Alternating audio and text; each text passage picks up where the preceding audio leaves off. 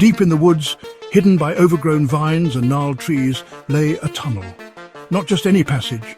This one was sealed, a rusted iron gate barring entry. Locals knew it well, avoided it well.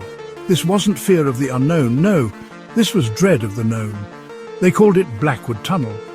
Blackwood Tunnel was once part of the vast Blackwood estate. The landowner, a recluse named Silas Blackwood, was a man of wealth and whispered secrets.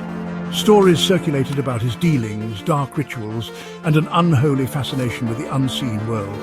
The tunnel itself, they said, was used for more than just passage. It was a conduit. Silas Blackwood vanished one night, disappeared without a trace, along with his entire family. No explanation, no bodies, just echoing silence in the once grand Blackwood Manor. The tunnel, last place anyone saw any of the Blackwoods, became a site of grim fascination and growing fear. It was sealed by the authorities, a desperate attempt to contain whatever evil Silas had conjured, or so the townsfolk believed. Years passed, the Blackwood tragedy faded into local legend.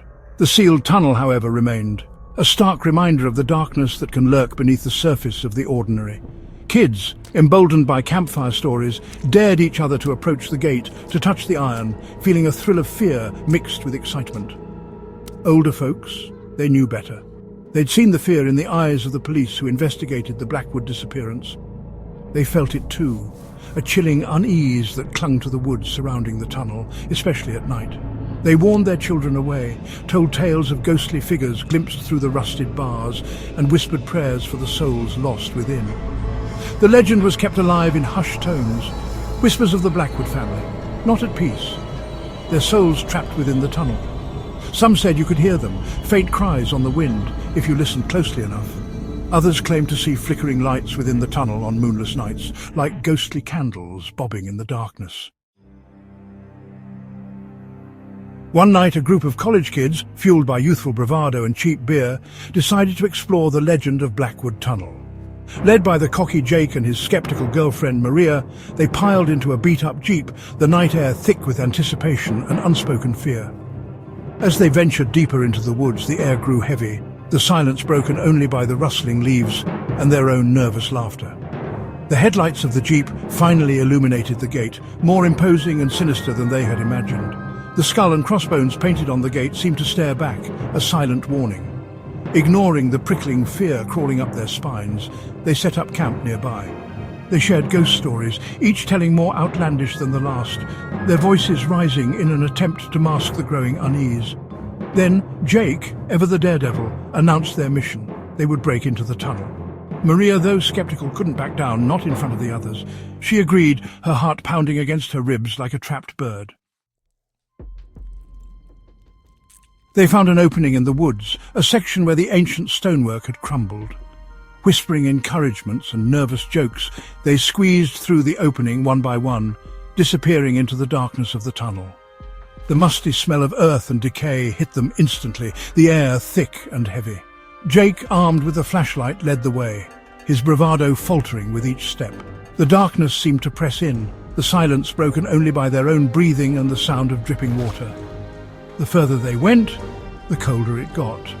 A bone-chilling cold that seemed to seep into their very bones.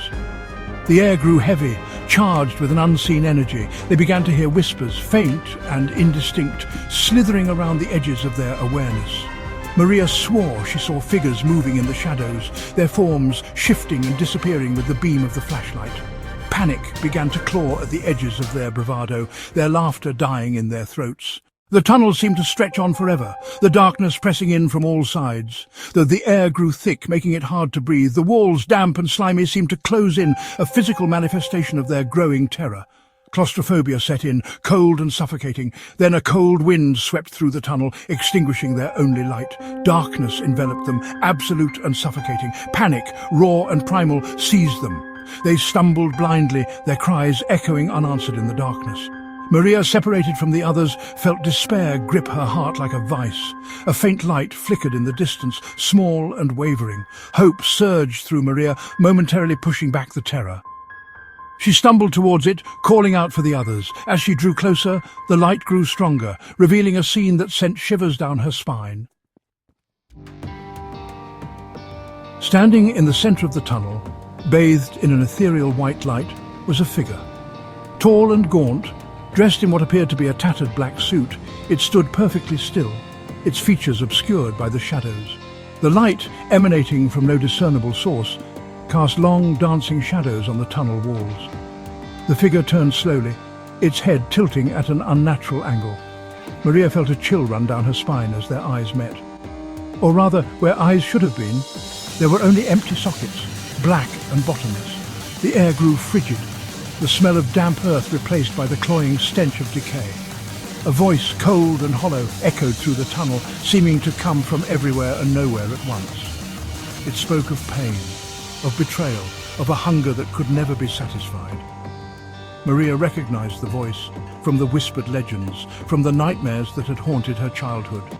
It was the voice of Silas Blackwood. Panic surged through Maria, threatening to overwhelm her. She stumbled back, her hand connecting with cold, rough stone. She was trapped, the tunnel behind her blocked by an unseen force. The figure glided towards her, its movements jerky and unnatural, like a marionette controlled by an unseen hand. The other students, their faces pale with terror, stumbled back from the figure. They cried out for help, their voices echoing hollowly in the confined space. The figure paused, its head snapping towards them, the empty sockets seeming to burn with malevolent glee. A low growl, guttural and inhuman, emanated from the figure. It lunged towards the students, its long skeletal fingers outstretched. They scattered, their screams echoing through the tunnel, their cries for mercy swallowed by the darkness. Maria, her back against the cold stone, watched in horror, her own voice trapped in her throat. The ground trembled beneath their feet. Dust and pebbles rained down from the ceiling as the tunnel groaned in protest. The figure, momentarily distracted, turned towards the source of the disturbance, its skeletal head cocked in curiosity. Maria, seizing her chance, scrambled to her feet. The tremors intensified, the tunnel walls groaning under the strain. Cracks, spider-webbed and growing, appeared on the ceiling. The figure, sensing the impending collapse, turned back towards Maria, its jaw dropping open in a silent scream. With a deafening roar, the tunnel began to cave in. Maria, her heart pounding against her ribs, dove towards the opening, the ground crumbling beneath her as she scrambled through the narrow space. Behind her, she heard the screams of her friends, their voices cut short as the tunnel collapsed in on itself, sealing the darkness within. Maria emerged from the rubble, gasping for breath, her clothes torn, her body battered and bruised. She stumbled away from the collapsed tunnel, not daring to look back, the screams of her friends echoing in her ears. As dawn broke, painting the sky in hues of purple and orange, she stumbled onto the main road, a lone survivor of the night's horrors. The authorities, alerted by the sound of the collapse, arrived to find the tunnel entrance completely sealed, the earth packed tight as if by a giant hand. Maria, her voice trembling, told her story, her words disjointed and fragmented. They dismissed her tale as shock and grief, their eyes betraying their skepticism. But as they turned to leave, the wind shifted, carrying with it the faint sound of whispers and a bone-chilling cold. The hair on the back of their necks stood on end, and for a fleeting moment they understood the true meaning of fear. Blackwood Tunnel remained sealed, a silent testament to the darkness that lurks beneath the surface, a chilling reminder of the horrors that await those who dare to disturb the dead.